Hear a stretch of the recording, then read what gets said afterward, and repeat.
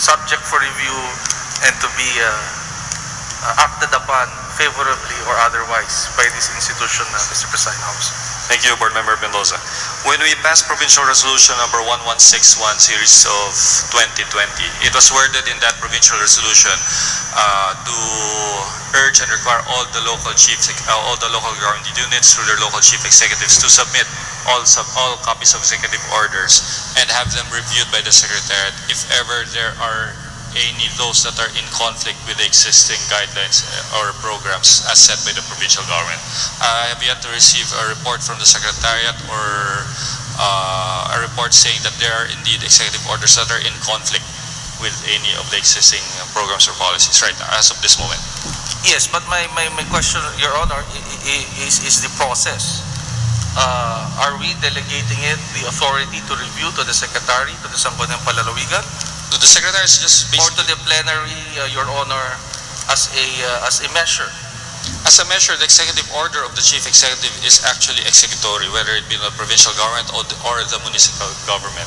Our issue is whether they have issued executive orders that are in conflict with existing orders as set by the provincial government. But right now, since there's nothing or there are no EOs that are in conflict with those set by the provincial government, whether it be through a form of a proclamation, executive order, or our ordinance, there is no reason for us to review that existing executive order, and there's no reason for us to ratify it, unlike ordinances or other measures that are being passed by the lower government units.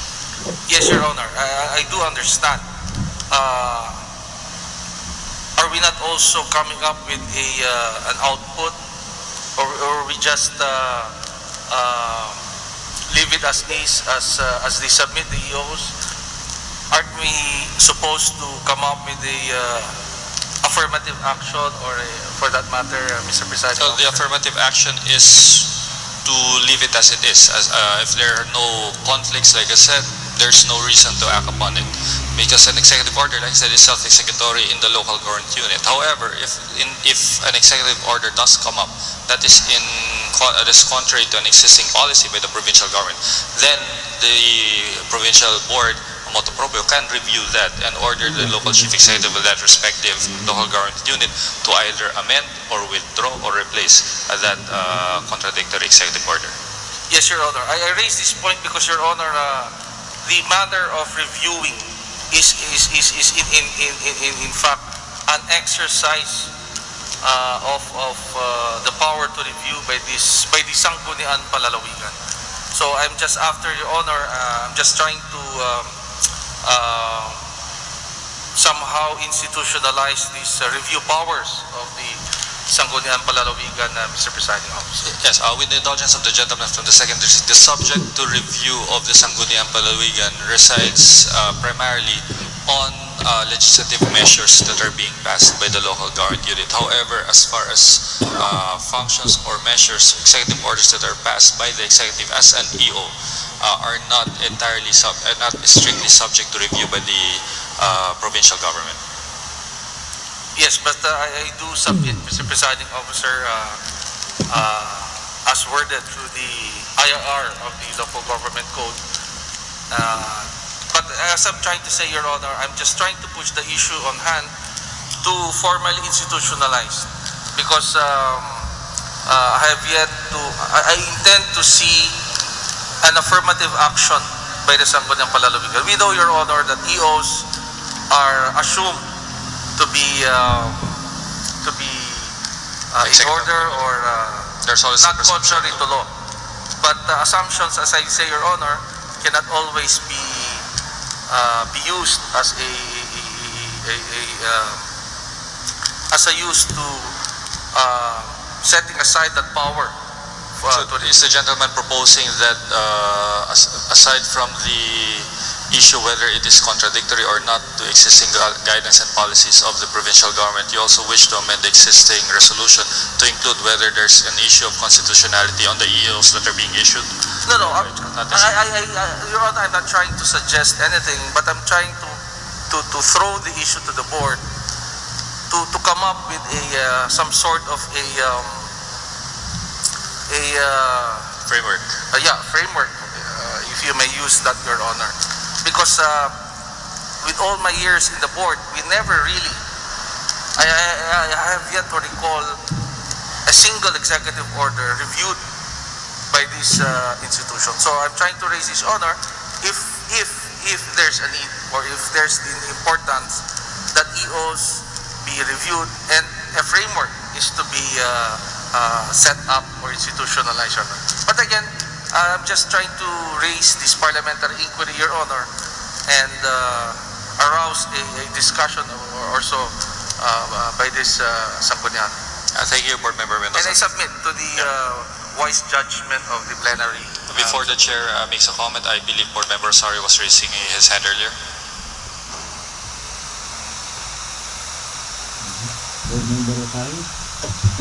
Thank you, Mr. Chair, Floor Leader, my esteemed colleagues.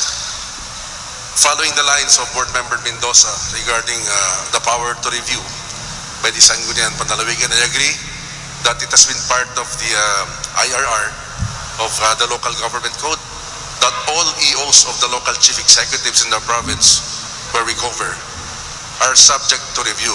My first question is, are we being made copy furnish of all these executive orders? No, it has been somewhat abused and overlooked by this body for the longest time. And it's high time to possibly remind them that we have this function. The question of what if problems may arise or exist in their mandated powers, we can be indirectly held liable because we haven't reviewed and we have disregarded the executive orders. Yes, as far as executive orders are concerned, which are functions of the executive, all local chief executives are mandated by the IRRs of the ORB 7160 to submit a copy to the governor. That is what is written in the IRR, that all executive orders, which are, again, like I said, functions of the executive, they have to submit it they have to submit to the provincial, to the governor. Likewise, they're also sending copies to the regional director of the DILG as well as the provincial director of the DILG. So it is within the discretion of the chief executive to review.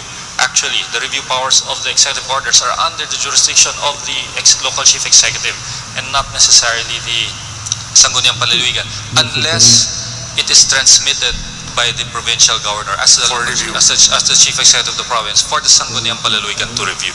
What is inherent in the powers of the Sangguniang Panlalawigan are the review powers on the legislative issues or matters that are being submitted by the respective Sanggunians of the municipalities or the cities. Thank you. I yield, Mr. Chair. Thank you. Mr. Chair, Yes, Majority Leader. if I may add, I don't think we could be held accountable or liable with any violations that may be included in the executive orders, because my motions are simply to have it noted by the board and not to approve or reject or review, Your Honor. Exactly. When we passed that resolution, it was merely to know if there are any laws and conflicts, especially during the times that there has been the pandemic has started here in the country, issues on the curfews, issues on the quarantines, etc. That was the initial purpose. However, to answer the question once again of Board Member Rosario, yes, the provincial government is being given copies, but if there are no concerns that are found by the, well, I believe it's the provincial legal officer who is reviewing the executive orders of the municipalities that are being that there are none being referred to the provincial board, then I believe there's a presumption that everything is done in order. Well, we have here the provincial legal officer. Any motion to suspend the rules? Any objections? Rules are suspended. Attorney Dindin, if you may add a few more, we can pick your brain on this matter.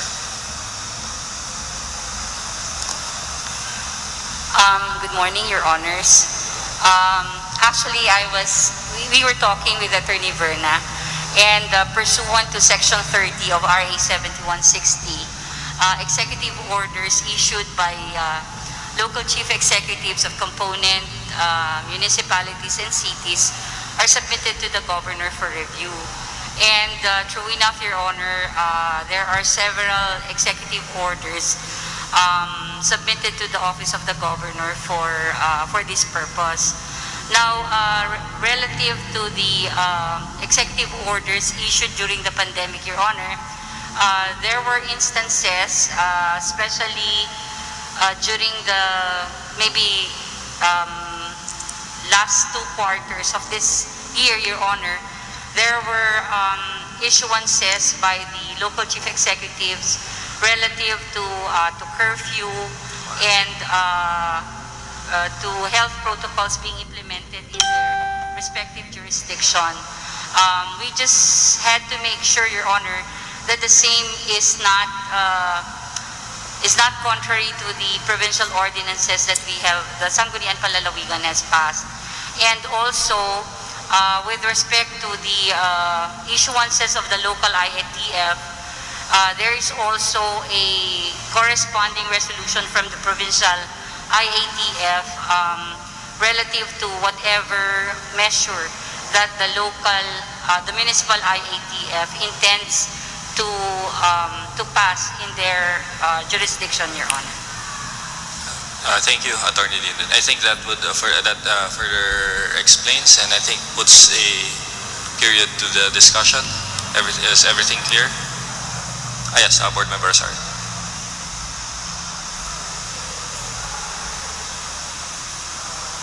Thank you, Mr. Chair. Good morning, Attorney. I just would like to further educate the body. You made mention that the component LGUs are submitting their executive orders for final review before the implementation. But it seems that things in some are not happening that way. In fact, there are even conflicts in the past. You made mention of curfew. We have an executive order for curfew, and yet one LGU passed an executive order on their own on a different note, on a different tone, not compliant or not in compliance with or in line with what provincial executive orders saying. So any comment on this? Yes, Your Honor. Actually, I remember that specific case, Your Honor. There was a municipality, or rather a city in the 5th District, which tried to impose a different curfew from that being imposed by the province. And when we came to know about it, we called the attention of the said mayor, and it was a weekend. It was on a Sunday. And in compliance with what we have discussed, the mayor changed his executive order on that very day. However, your observation, Your Honor, is also true. Not all, as far as I know, not all component LGUs are submitting their executive orders. We know of some. However, it's sad that we are not aware if the other LGUs are not issuing executive orders at all, but not many are submitting to the Office of the Governor, Your Honor. So what would be the best thing to do so that we can address this problem? Possibly to some, especially with the new local executive, they might not be aware that there's such a review power of the provincial executive. We will make a suggestion to the Office of the Governor to issue a circular reminding our local chief executives to comply with the provision of Section 30 of RA 7160, Your Honor. Thank you, Attorney. That would be all, Mr. Chair. Thank you, Board Member Sario. Any questions for Provincial Legal Officer? Seeing none. Thank you, Attorney Linden. Mayor, move for the instatement of the House rules, Your Honor. Any objections? Hearing none, the rules are instated. Let us now proceed with announcement. Any announcement? So yan po partner, yung pong mga diniscuss doon ho sa Sangguniang Provincial Board. Okay. Wala na. tumahimik na. Okay. At napakaganda yung kanilang pinag-usapan. Yung discussion partner. Kung very alin fruitful. Kung alin ang mananaig, yung executive order ng munisipyo or city or yung pong ipinalabas na order ng probinsya. Ganito yun mga partner kasi ang pinag-uusapan dito, kung may kapangyarihan ang sangguniang panlalawigan na i-review yung executive order ng mga local chief executive ng mga mayor. Sabi ni Vice Governor, walang kapangyarihan ang sangguniang panlalawigan na i-review ang executive order. Only the governor, function niya executive din ang makapag-review sa executive order ng mga local government unit. Kasi kung may conflict between the executive order ng governor at mayor, ay siyempre ang mananaig ho yung probinsya.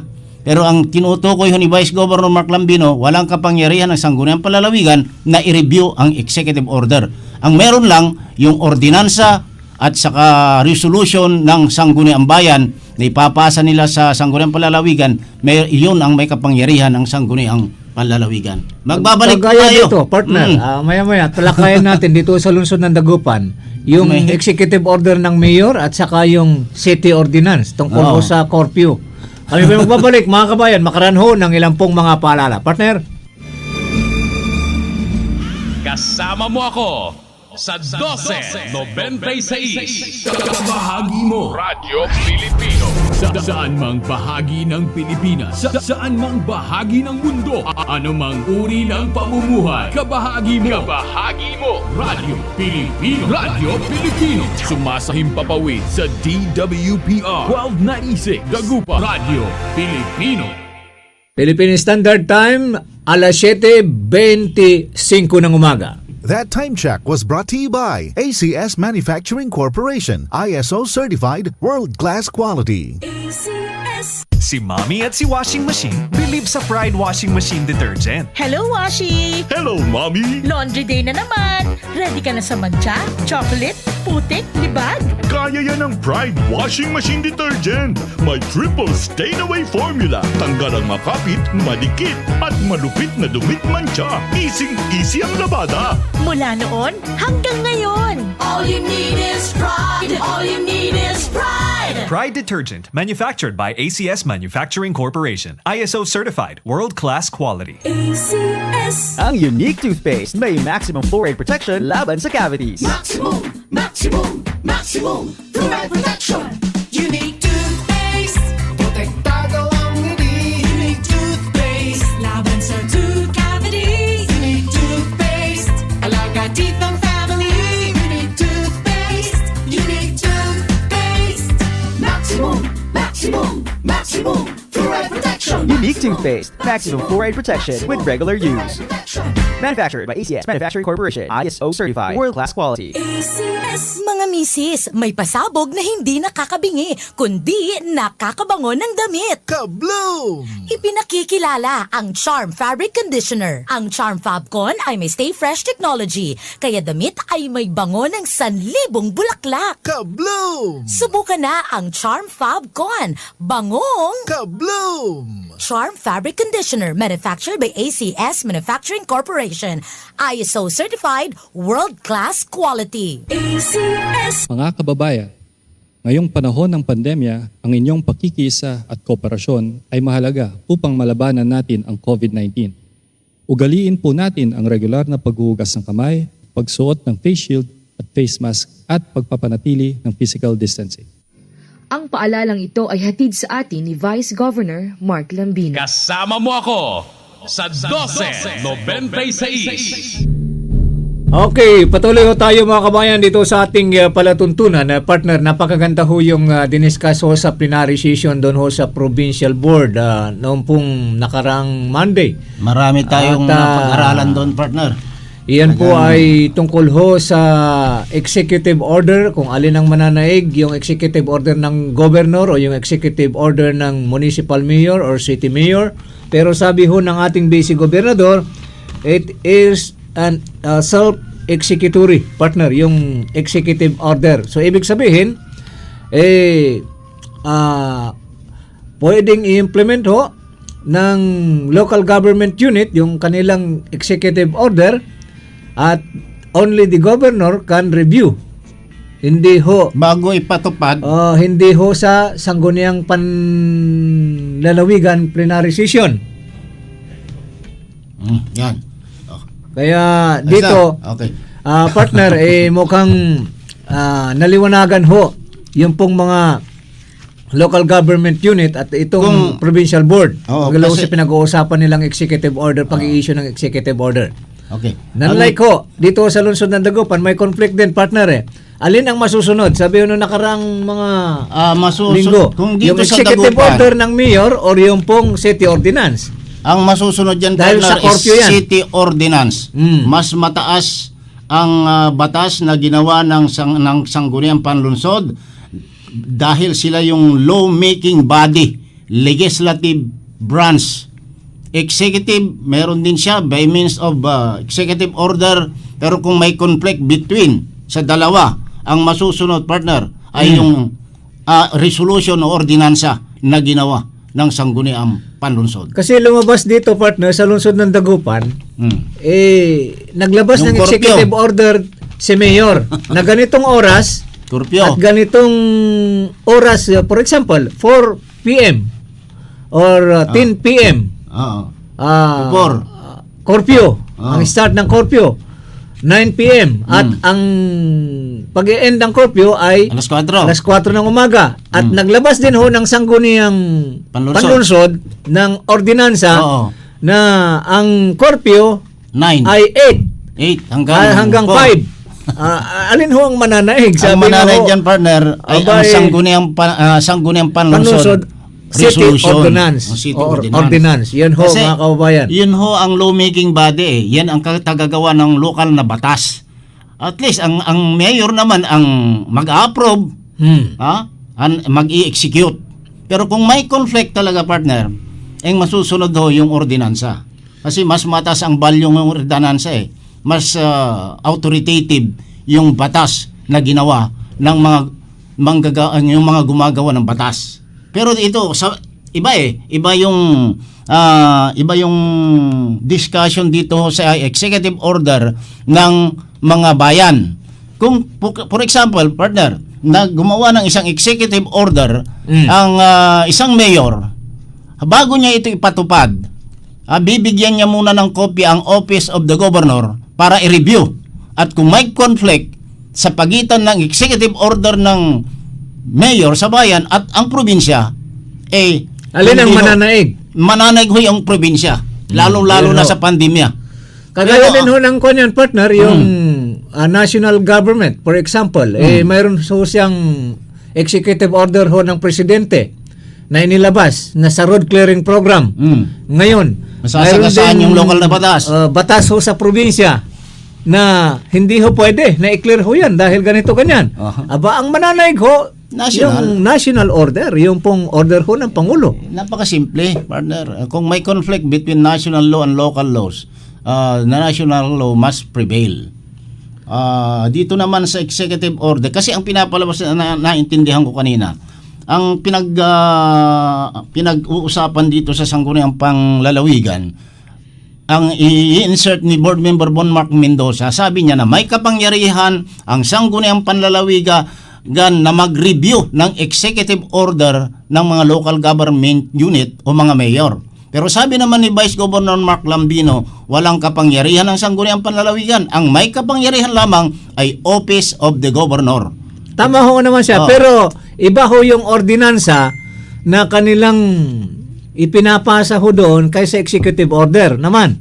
Kasi yung ordinansa, partner, kasi itong provincial board, nire-review ho nila. Kung ordinansa o kaya resolution, ang may kapangyarihan na mag-review dyan, isang guniang panlalawigan. Hindi ho yung governor. Executive order lang ang kanyang pwedeng i-review dahil parehas silang executive function parehas silang function. Itong sangguniang panlalawigan at sangguniang bayan, parehas din sila ng function. They are yung mga lawmaking body in a certain municipality or in a certain city. Ganon din ho sa probinsya. So ganon ho, mga kabayan, kasi pag may pagkakamali ho doon ho sa ipinasang ng local government unit sa probinsya na ordinansa na ito'y dapat i-review ng probinsya, i-correct, ibinabalik ko doon pero kinokorek ko nila yung yun. pong mga pinag-uusapan kung ano man yan klaseng ordinansa na kanilang gustong ipasa. Sa Kaya kanilang napakalinaw, munisipalidad. napakasimple kung yung intindihin mo talaga yung paliwanag ni Vice Governor Mark Lambino at saka yung statement ni Attorney Banikad, napakaliwanag na nasa kapangyarihan ng gobernor ang mga executive order. Parehas silang nasa executive power Kaya ang gobernor ang may kapangyarihan mag-review. At kung may conflict sa pagitan ng executive order ng bayan or at city, probinsya, ay siyempre ang mananaygo yung executive order ng probinsya. Lalo-lalo na ngayon, may pandemya. Ito yung pinagtatalunan kasi partner, yung pag-i-issue ng curfew hours dito sa Dagupan sa yan. Dagupan and the province. Kasi sa probinsya, mayroon din ho sariling pinapatupad na curfew. Ganon Sa din mga ho bayan, sa bayan-bayan, may doon ho sarili. Sumusunod na sila, partner. Sumusunod na ho ngayon, alin ang mananaig ho doon? So, dito sa probinsya, kasi pinag-uusapan yan. Tinatawagan ho yung mayor ng gobernor dahil magiging conflict ho dito, pinag-uusapan yan. Kung alin ho yung makakabuti para ho sa nakakarami.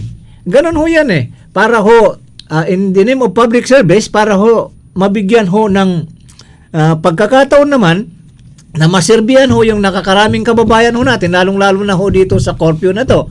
Pinapaliwanag din ho siguro in every local government unit kung ano yung kanilang rason. Ganon din ho sa probinsya kung ano yung rason at the meet in the middle, pinag-uusapan ho para ho sa ganon ay hindi mo sasakripisyo yung ilan hong mga kababayan ho natin. For example, sa negosyo yan, partner, ang tatamaan yung pag-issue ng curfew Alam mo, partner, dito sa lungsod ng Dagupan, ang nakikita ko rito bakit mayroong conflict. Kulang sa communication between the Sangguniang Panlunsod at ang Office of the Mayor.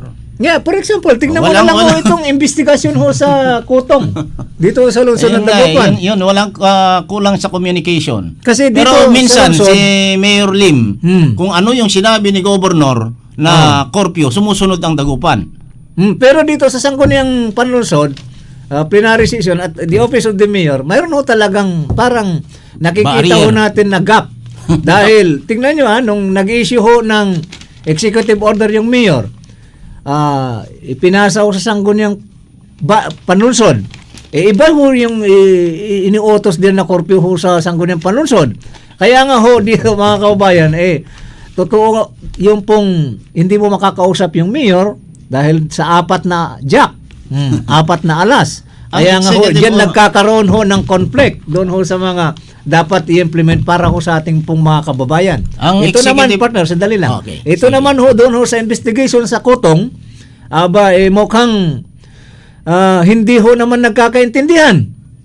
Dahil gusto nang ipahinto ng isang councilor, pero ngayon yung isang councilor, gusto na naman niyang paimbestiga uli. Dahil sinulatan na ho yung Office of the Mayor na paatinin ho yung dalawa, partner.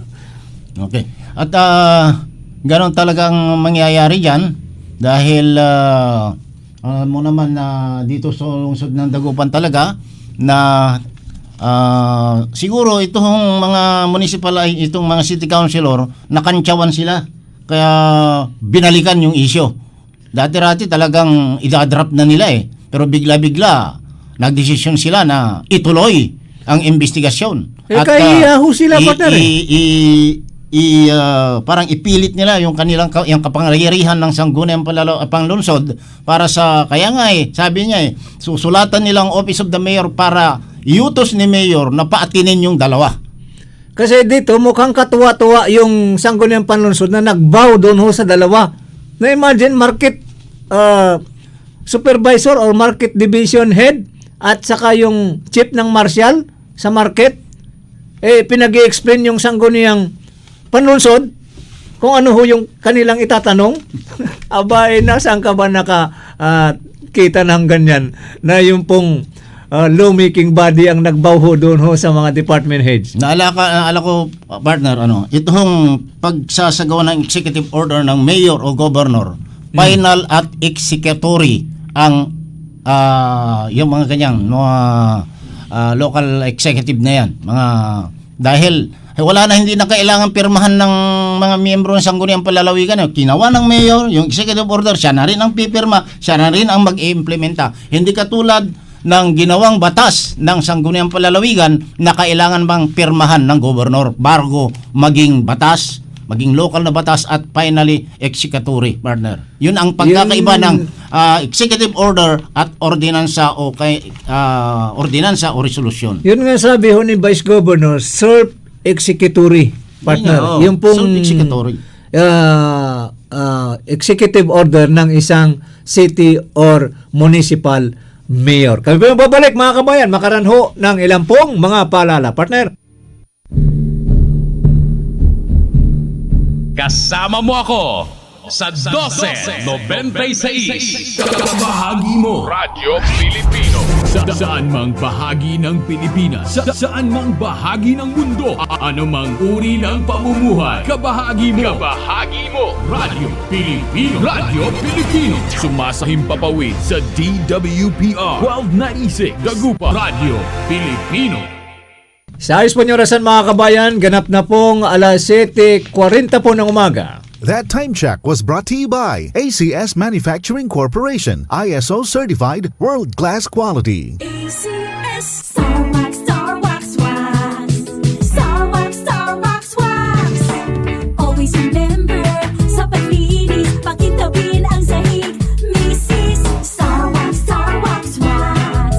Kitang na to the max. Star Wax, ang #1 floor wax. May waterproof formula. Buhusan man ang tubig, balikin tabang sahig. Star Wax, Star Wax Wax.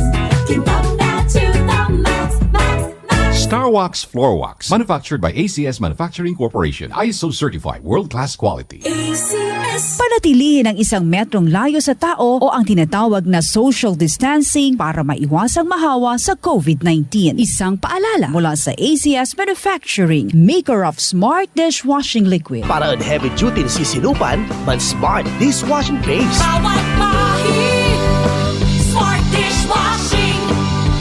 Smart, linis, solid. Smart dishwashing. Smart dishwashing paste. Walay double tanggaling formula. Solid ya manukal ya heavy duty sebo at kawalit ng kaldero. Solid mud ya manukal ya bakterya. Katon, #1 la sa smart dishwashing paste. Bawat mahig, linis, solid. Smart dishwashing. Smart dishwashing paste. Manufactured by ACS Manufacturing Corporation. ACS. May bagong papaya soap, ang White Rose Papaya. Sasabihin nyo, oh no, another papaya soap. Well, mga Mars, ibahin nyo ang White Rose Papaya because this is more than just a papaya soap. Aside from papaya extracts, meron din itong vitamin B3. Ang papaya extract, known for whitening, di ba? Well, ang vitamin B3 ang ingredient na nagpapabilis ng pagputi. That's right, yan ang double whitening ng White Rose Papaya. Papaya plus vitamin B3. Kaya clinically proven ito magpaputi in as early as 7 days with regular use. 7 days mga mare. Yan ang papaya puti, papaya fast ng White Rose Papaya. Mga kababayan, ngayong panahon ng pandemya, ang inyong pakikisa at kooperasyon ay mahalaga. Ang pagsunod sa health protocols na itinalaga ng IATF at ng probinsya ay mabisang pamamaraan upang malabanan ang COVID-19. Ang paalalang ito ay hatid sa atin ni Vice Governor Mark Lambino. Kasama mo ako sa 12.96. Okay, patuloy na tayo mga kabayan dito sa ating palatuntunan, partner. At iwanan ho natin yan, issue ng executive order. Pero ang mananaig ho, yung pong executive order ho ng probinsya or yung executive order ho ng isang alkalde. Pero sabi ho ng ating basic gobernador, self-executory. Yung pong executive order na yan. Pero ang mananaig ho, executive order against ordinance or municipal or provincial ordinance, ayun pong ordinansa, partner. Okay, iwanan ho natin yung issue yan, partner. Yung issue ho dito sa lungsod ng Dagupan na umiinit. Parang tumalab ho sa mga miyembro ng City Council, mga City Councilor natin sa Dagupan. Na anong sabi, partner, ay mali. Sabi niya. Yung mga lumabas sa radyo, lumabas sa dyaryo, na parang bahag ang kanilang buntot sa isyong ito. Parang umaatras na sila, pero sa sa kanilang narinig siguro. Napag-isip-isipan at napag-isip-isipan napagtanto nila na mali yung kanilang ginawa. Kaya ito, ipipilit nila ulit. Dito ho yung Sangguniang Panlalawigan session nung nakaraang Huwebes. Sangguniang Panlunsod. Sangguniang Panlunsod nung nakaraang Huwebes. Sa kanilang session, mas marami ho yung question na lumabas. At ang mga councilor dito ay nagdesisyon na ipilit na tawagan ang dalawang opisyal ng Market Division para personal na magpaliwanag sa illegal collection na ginagawa sa mga fish vendor sa Magsaysay Market. Ang mga councilor ay nagdesisyon na i-press para sa investigasyon ng illegal collection at ang pag-require nila na umatindi sa Sangguniang Panlunsod session itong si Randolph Obando, OIC ng Market Division, at si Michael Hernando, Chief ng Market Marshal, ng si Councilor Teresa Coquia, Chairman ng Market, ay sinabi nito ng ang City Ordinance number 1860 series of 2006 na may fixed amount ang cash ticket na 20 pesos lamang sa mga maliliit na vendors na ito ay bayas para sa city government. May may resibo. At inopos niya ito hong 100 pesos na presyo ng cash ticket. At another 100 pesos sa mga vendors kung ipagpapatuloy nila na magtinda ng overtime. Nako. Ang mga fish vendors ay in-expose nila ang umano'y monthly kotong na umaabot sa 25,000 pesos ng Market Marshal Task Force, na kung saan ang mga vendors ay nung hindi na sila nagbayad, nagsimula na ang harassment na ginawa hanggang sa dumating na inilipat sila ng lugar na wala hong dumadaan ng mga tao na bumili ng kanilang tinda at linimitahan hanggang 5 to 8 o 3 oras lamang ang kanilang pagtitinda. Na kung saan ay patuloy pa rin sila nagbabayad ng 100 pesos cash ticket para makapagtinda sila ng buong araw.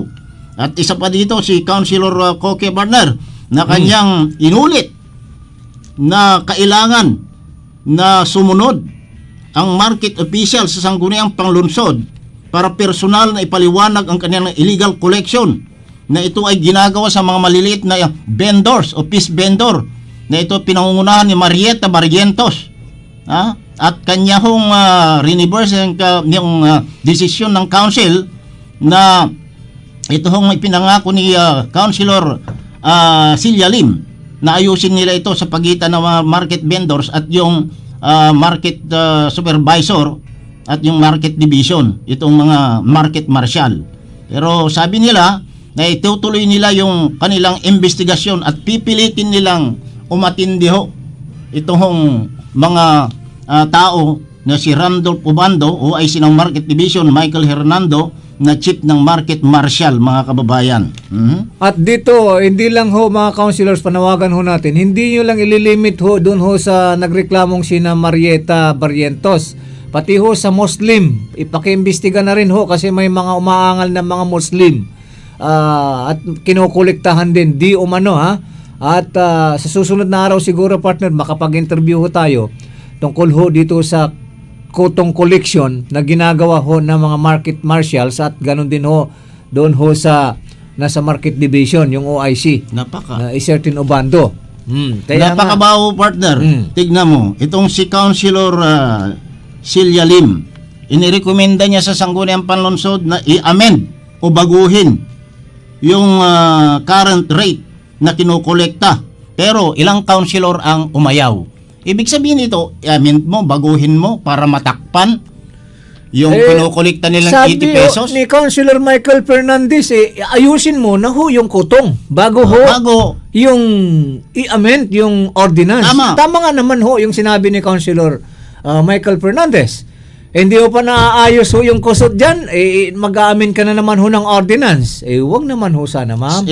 Ang sinabi ni Councilor Michael Fernandez, ayusin muna, i-amend yung ordinansa pero hindi pwede dahil nasa pandemic tayo. Si Councilor Carlos Reyna ang nagsabi na hindi pwedeng i-amend o baguhin yung naturang batas hanggang hindi na iimbestigahan ang kotong at cash kikit issue at maliwanagan ito, mga kababayan. Illegal ho yun Imagine na sa ordinance, 20 pesos yung kolektahin mo doon ho sa mga maliliit ho na vendors. Tapos ang kinokolekta ho ng market division, 100. Paliwanag nyo kung saan napupunta yung 80 pesos. Sa bulsa ba ho ninyo? Or napupunta ho doon ho sa inyong mga pinoprotektahan? Para gustong nagpapakulikta dito ng isang city councilor dito sinabi ni Councilor Michael Fernandez na itong dalawang si Ubando at Hernando, kasama na rito ang City Treasurer's Office na si Romilita Alcantara, ay iimbitahan nila sa linggong ito sa kanila. Ngayon Tuesday. Oo. At para liwanagin ang mga alingasngas at alleged illegal collection sa lungsod ng Dagupan, mga kababayan.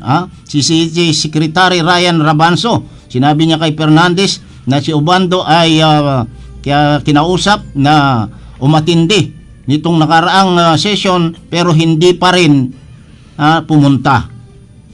Ang dahilan daw, si Ubando ay umatindi sa isang virtual training na inorganize ng City Hall. Abay, maraming dahilan, partner, kung ayaw umaten, ayaw magpaliwanag dahil may matatamaan. Mayroon hong ibubulgar ho na illegal.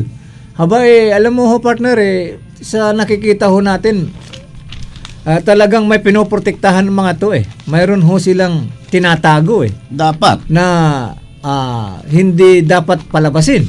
Abay, kinakailangan mapaliwanagan ho yung konseho at saka yung mga kababayan ho natin. Ito namang si Mayor Brian, dapat sabihin niya sa kanyang mga tao, lalong-lalo na yung OIC Market Division at yung Market Marshal, na umatindi sila sa Sangguniang Panlunsod Question Hour kung wala silang itinatago o wala silang ginagawang masama.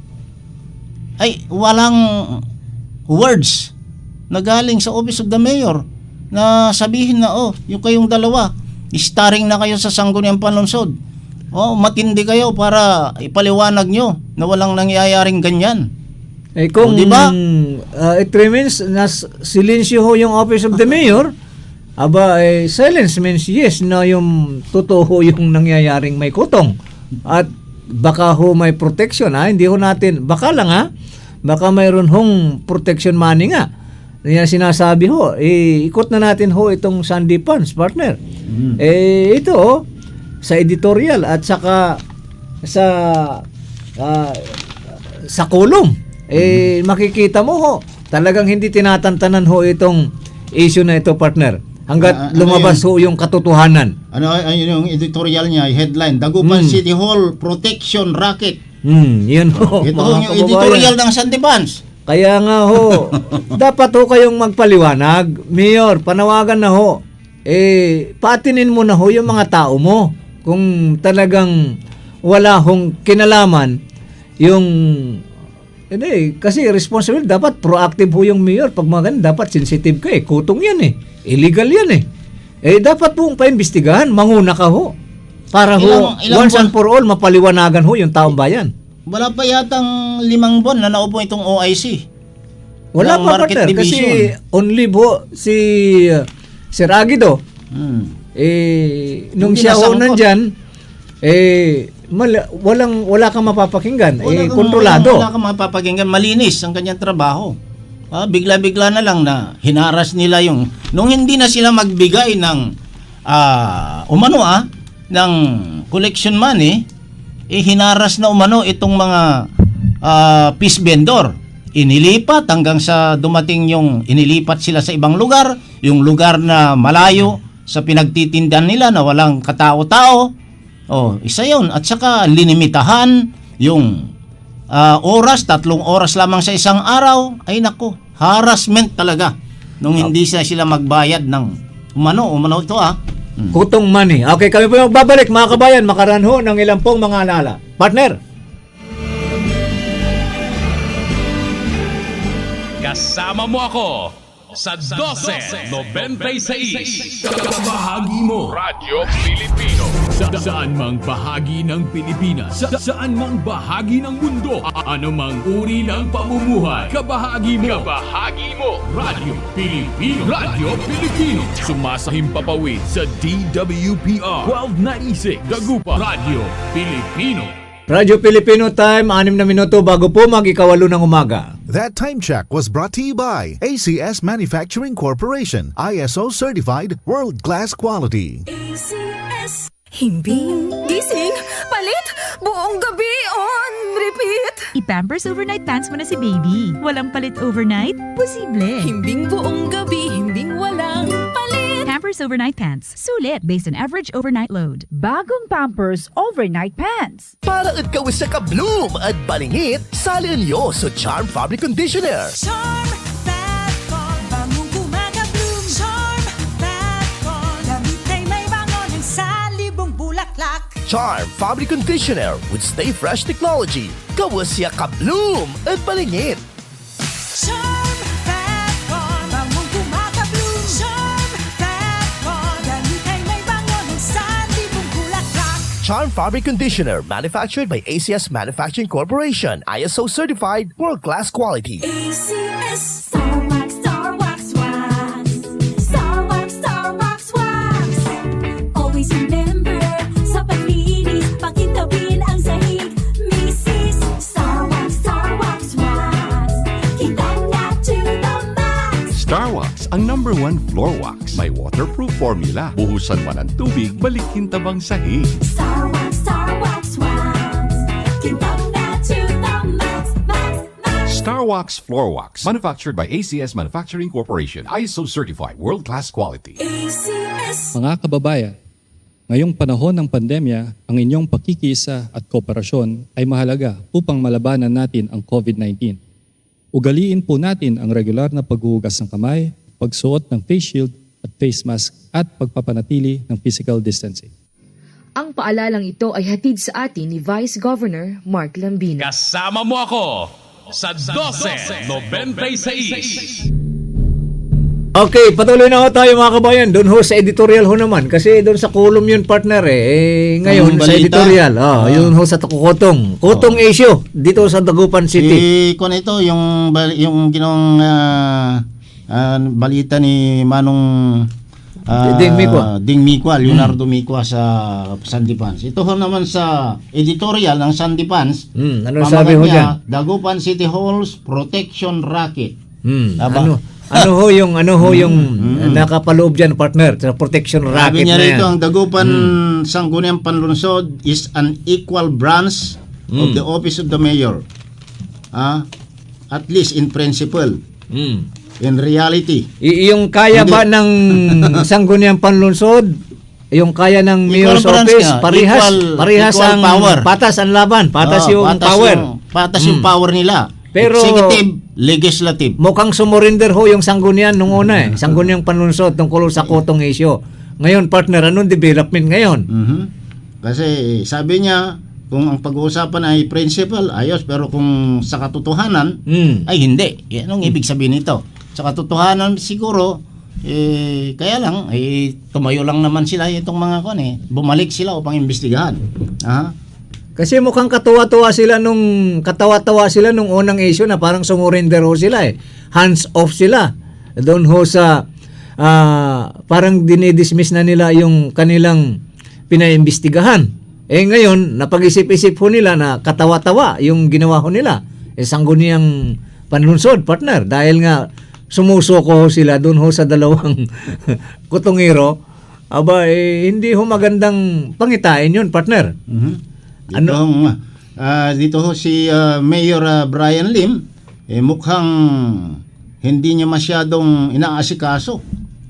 Ito hong mga nangyayari sa market division, mga kababayan, at itong mga city councilor ay gusto nilang ituloy ang pag-imbestiga sa illegal na aktibidad at dito sa mga personnel ng market division. Matapos na sila ay umayaw o hindi umatindi sa mga imbitasyon itong mga market official.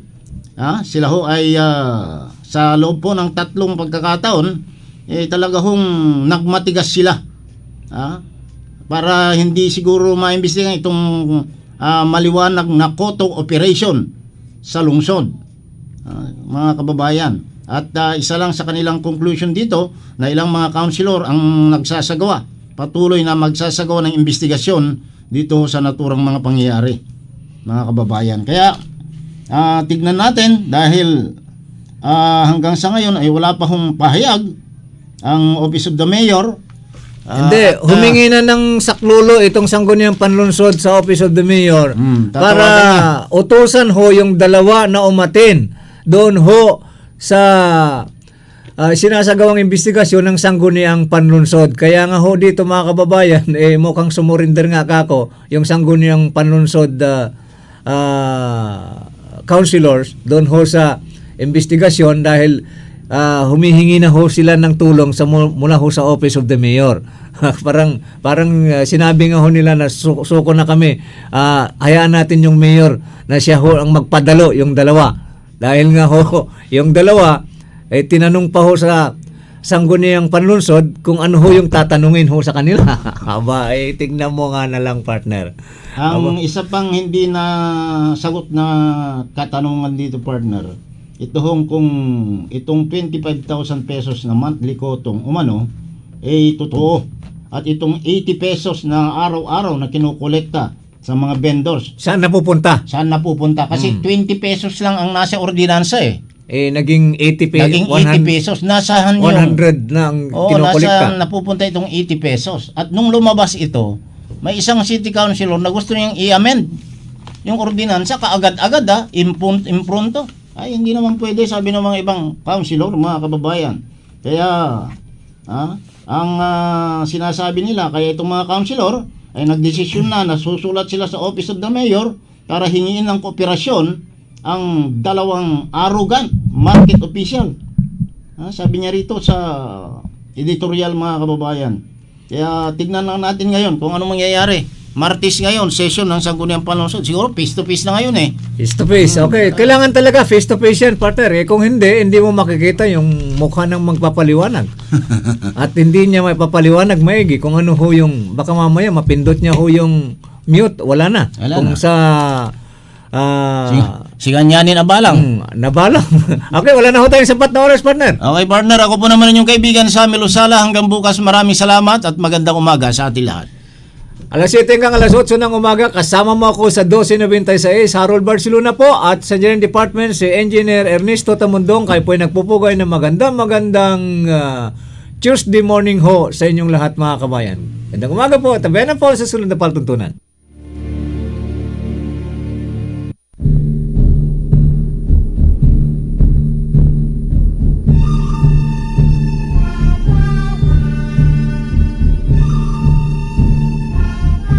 Kasama mo ako